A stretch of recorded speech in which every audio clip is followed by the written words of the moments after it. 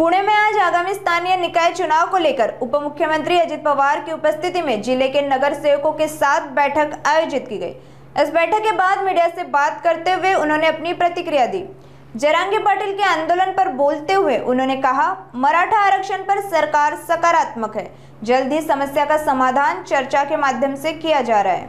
त्यामध्ये त्यांना विचारलं की बरेच दिवस माझ्या लोकांना माझे इथले जे अधिकारी काम करतात त्यांना ते म्हणत होते की आम्हाला अजित पवारांची एक मीटिंग घडवून द्या आणि त्या पद्धतीने त्यांना 1 तासाचा वेळ दिलेला होता। त्यांनी त्यांचे वेगवेगळ्या प्रकारचे प्रश्न सांगितले। त्याच्यामध्ये विशेषतः 32 गावांच्या संदर्भामध्ये राहत असणाऱ्या माजी नगरसेवकांनी त्यांचे प्रश्न तिथे सांगितले आणि ते आजच्या बैठकीच्या निमित्ताने इतर सर्वच राजकीय पक्षाचे सहकारी आलेले होते।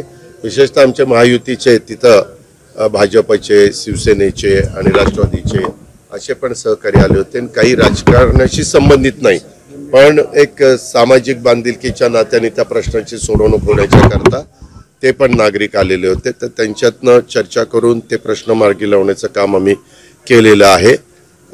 वेगवेगळ्या पद्धतीने अलीकडच्या काळामध्ये वॉर्ड रचना झाली, प्रभाग रचना झाली, त्याही संदर्भामध्ये त्यांनी काही म्हणणं त्यांचं मांडणं, तर त्याच्यामध्ये ज्यांचं काही म्हणणं होतं त्याच्याबद्दल ते तिथं व्यक्त करायला मी सांगितलेलं आहे।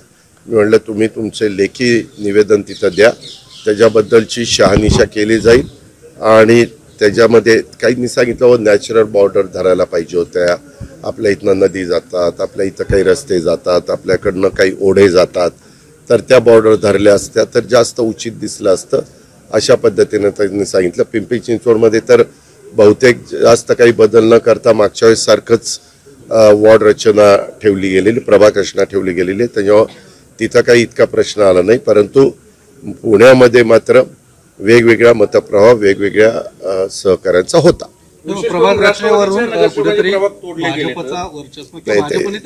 आम्ही तो आमचा अंतर्गत प्रश्न आहे महायुतीचा, आम्ही तिथं वरिष्ठ पातळीवर बसून मिटू।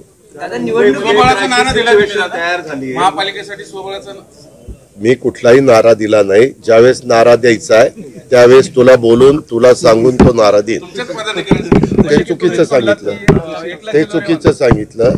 यामध्ये आम्ही मुख्यमंत्र्यांनी एकनाथरावांनी ठरवलेलं आहे की एकदा अंतिम चित्र स्पष्ट झाल्यानंतर आपण महाराष्ट्रात कुठल्या शहरात कशा पद्धतीने जायचं, ग्रामीण भागात कशा पद्धतीने जायचं, तशा प्रकारचा निर्णय आम्ही राज्य स्तरावर घेऊ।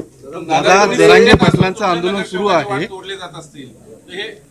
ते माझं मी ठरवीन, त्याच्यामध्ये तुम्ही कोणी फार काळजी करण्याचं कारण नाही। दादा, जरांगे पाटलांचं आंदोलन सुरू आहे। आज शिंदे समितीचे शिष्टमंडळ देखील भेटायला गेलं होतं, मात्र आंदोलन मागे घेण्यास तयार नाहीत। हो का? अशा वेळेस प्रयत्न करणं हे आपलं काम असतं। राज्य सरकार अतिशय युद्ध पातळीवर त्याच्या संदर्भातला प्रयत्न करतं। चर्चा करून आमची सगळ्यांची भूमिका सकारात्मक आहे, मार्ग त्याच्यातनं निघाला पाहिजे आणि हीच भूमिका मुख्यमंत्र्यांची, दोन्ही उपमुख्यमंत्र्यांची, ह्या ज्या कमिटीचे अध्यक्ष आमचे राधाकृष्ण विखे पाटील साहेब आणि त्यांची जी कमिटी आहे, जवळपास 10-1 लोकांची मंत्रिमंडळातली ती कमिटी आहे, 10-11 अशा, ते सगळे बसून त्याबद्दल त्या संदर्भात त्यांच्याशी चर्चा करतील।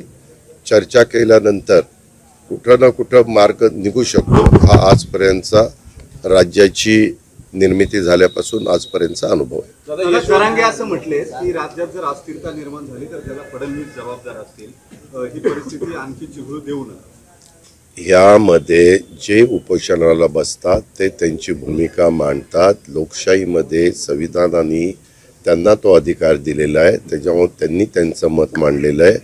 आम्ही त्यांना त्याच्यातून मार्ग काढण्याच्या करता वेगवेगळ्या पातळीवर चर्चा करून कसं हे सामोपचाराने मिटेल, उपोषण संपेल, हा प्रयत्न राज्य सरकारचा चालू आहे। मुख्यमंत्री आंदोलनाच्या दरम्यान एकाकी पडलेत असं साधारण दिसते। नाही, ते एकनाथ शिंदे दऱ्याला निघाले, त्याच्यामध्ये तुम्ही एक मिनिट, एकटे राहतात असं चित्र निर्माण, असं काही चित्र नाहीये। कालच आम्ही मुंबईमध्ये होतो, आज 1 दिवस पुण्याला आलेलो आहे, उद्या मुंबईला जाणार आहे। काय आपल्याला अडचण नाही। आपल्याला एक माहिती आहे का, हे आरक्षण कधी दिलेलं आहे? 50% संदर्भामध्ये सुप्रीम कोर्टाने जे आदेश दिले त्याच्या आधीच आहे. जरा पत्रकार मित्रांनो नीट माहिती घ्या. हे नाही पण तुम्ही हे विचारू नका ना. हे मी कुणी काय म्हणलं त्याला उत्तर मी द्यायला नाही. मी आज दिवसभराच्या काय मीटिंग घेतल्या त्या सांगायला तुमच्याकडे आलेलं होतं.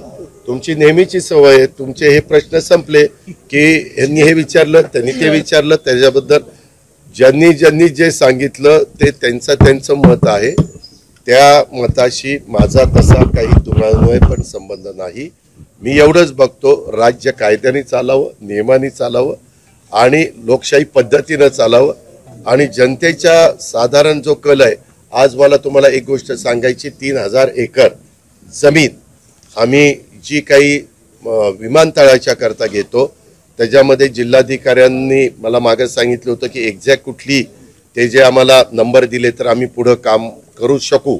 तर त्यांनी काम सुरू केलेलं आहे. आज अनेक तिथल्या मान्यवरांना, तिथल्या सरपंचांना, तिथल्या ह्या विमानतळाच्या बाबतीमध्ये त्यांची काही भूमिका होती त्यांना आम्ही भेटलेलो आहे. आत्ता पण काही एक शिष्टमंडळ भेटून गेलेलं आहे आणि त्याच्यात जवळपास 1400 एकर जमिनीच्या संदर्भामध्ये त्यांनी सकारात्मक भूमिका घेतलेली आहे. अशा अर्थामध्येच कुठं बिहार काढला, त्याच्यामध्ये महाराष्ट्रात आहे ना, आपल्या पुण्यात आहे ना, आपण त्याच्यामध्ये बिहारला नितीश कुमार बघतील, लालू बघतील, काय तुला थांब जरा.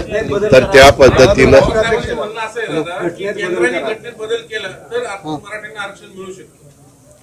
का हे जे काही सूचना करतात ना, हे सगळेजण अनेक काळ सरकारमध्ये होते, 10 वर्ष होते.